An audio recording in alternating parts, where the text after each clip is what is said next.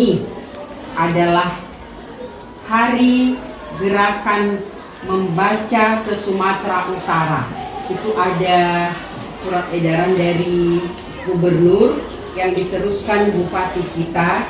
Jadi hari ini katanya Hari Literasi Nasional tahun 2022. Gerakan ini dibuat pemerintah kita karena memang kita nggak tahu, entah karena digital sekarang terlalu maju atau bagaimana, sehingga keinginan membaca bukan hanya anak-anak, bahkan kita semua. Koran aja yang dulu banyak bertumpuk mungkin di rumah kita, sekarang udah susah kelihatan karena orang udah lebih suka membaca koran online. Nah, tapi begitu pun, segitu cantiknya buku-buku kita ini, mari kita buka, karena kalau di koran online kita nggak bebas membacanya. Kalau di koran, kalau di buku, kita lebih leluasa, lupa bisa balik lagi.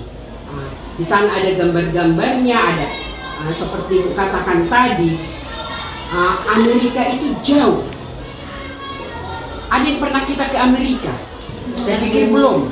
Tapi kita bisa tahu Amerika itu bagaimana dari buku.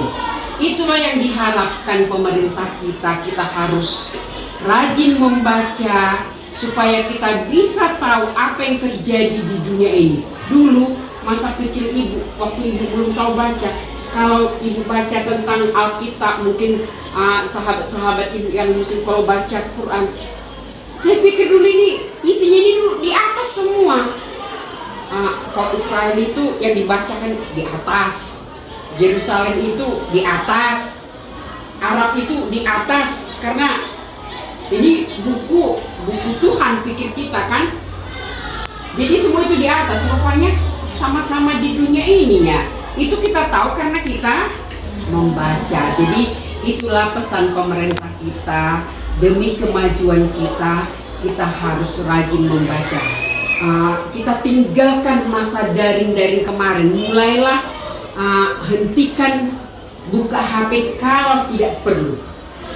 Bukalah HP itu kalau memang kita lagi butuh hiburan, tapi batasi diri.